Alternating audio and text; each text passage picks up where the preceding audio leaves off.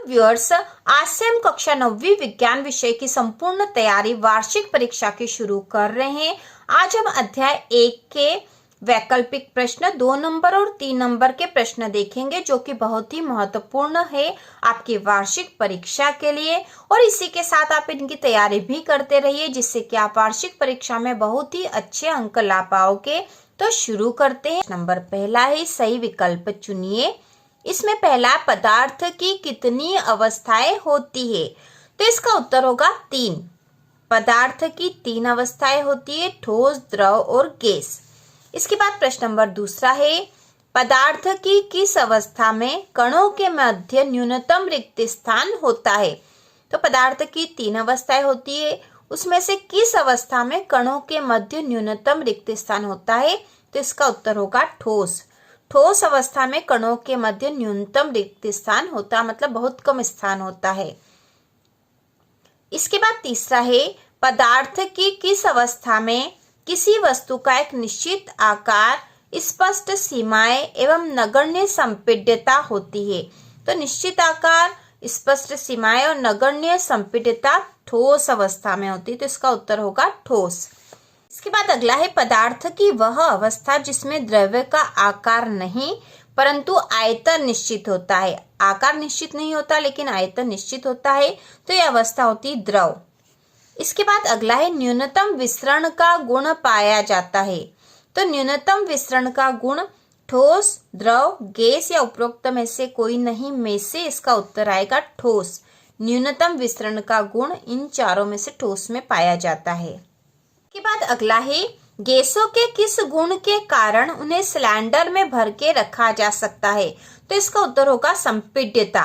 संपीड्यता के गुण के कारण गैसों को सिलेंडर में भर के रखा जा सकता है। इसके बाद अगला प्रश्न, रिक्त स्थानों की पूर्ति कीजिए। तो इसमें पहला है, जिस न्यूनतम ताप पर ठोस पिघलकर द्रव बन जाता है वह इसका कहलाता है। जिस न्यूनतम ताप पर, न्यूनतम मतलब कम से कम ताप पर ठोस पिघलकर द्रव बन जाता वह इसका कहलाता है। तो इसका गलनांक कहलाता है। ठीक है, गलनांक कहलाता है। इसके बाद है, बर्फ का गलनांक होता है। तो बर्फ का गलनांक होता है 273 केल्विन। इसके बाद है, जल के कणों की ऊर्जा तापमान पर बर्फ के कणों की ऊर्जा से अधिक होती। तो किस तापमान पर? यहाँ पे तापमान बताना है। जल के कणों की ऊर्जा, तो यहाँ पे उत्तर आएगा 373 केल्विन तापमान पर।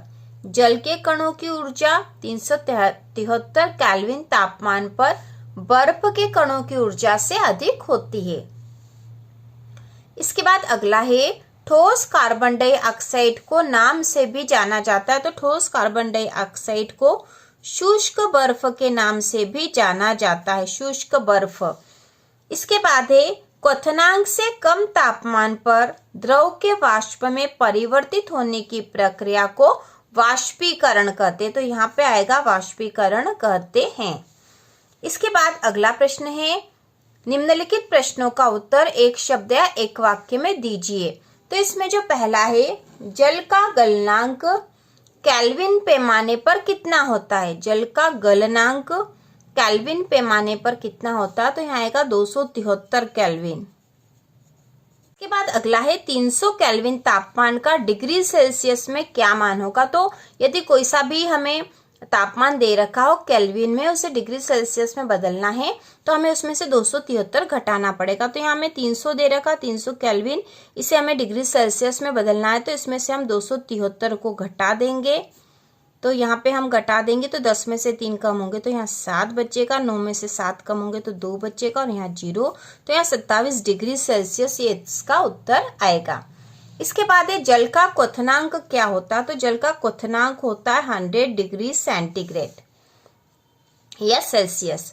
इसके बाद है, द्रव्य अवस्था में पाई जाने वाली धातु का नाम लिखे। तो ऐसी धातु जो द्रव्य अवस्था में पाई जाती है तो धातु है पारा।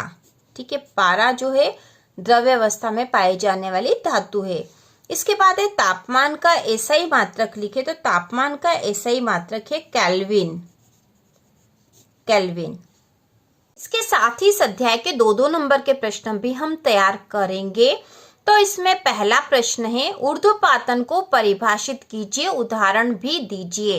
तो इसका उत्तर है ऊर्ध्वपातन किसी ठोस पदार्थ को गर्म करने पर बिना द्रव अवस्था में बदले सीधे गैस अवस्था में बदलने की घटना ऊर्ध्वपातन कहलाती है।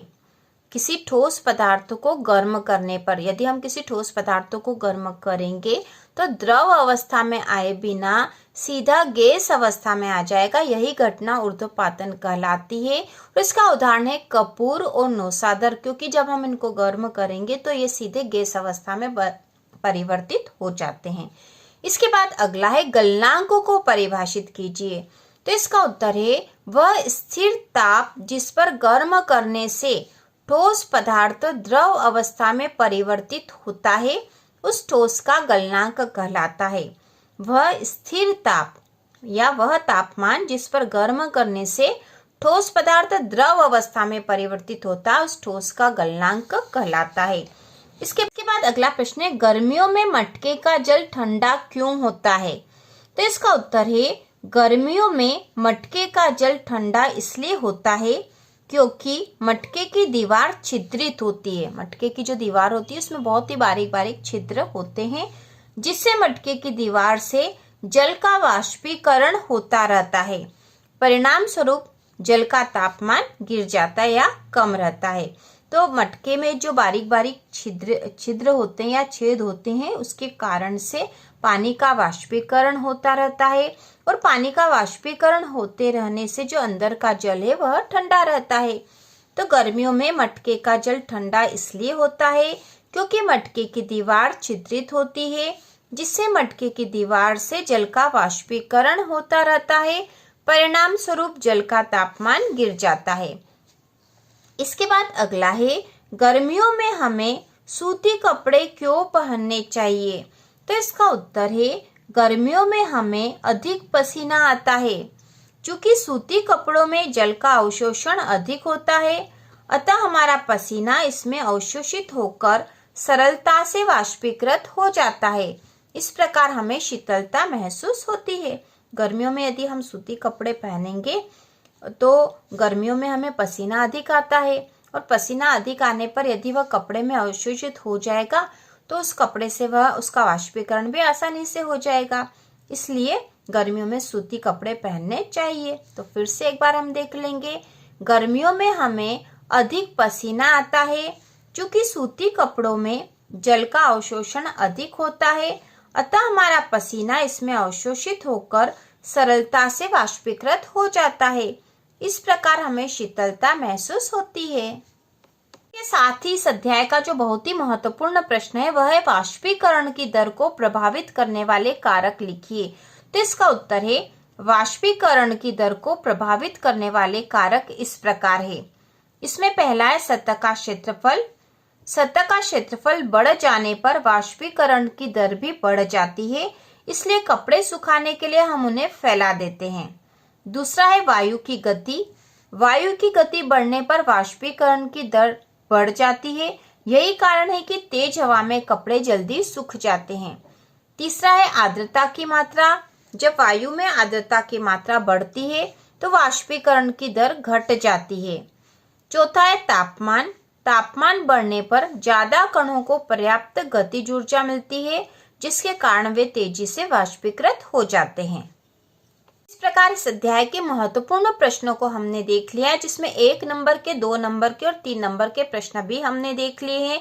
तो इस प्रकार हम हर अध्याय के महत्वपूर्ण प्रश्न और वैकल्पिक प्रश्न देखते हुए आगे बढ़ेंगे और वार्षिक परीक्षा के महत्वपूर्ण प्रश्न भी देखेंगे। तो इसी प्रकार के और वीडियो देखने के लिए कक्षा 9वीं की संपूर्ण तैयारी के लिए चैनल को सब्सक्राइब कीजिए।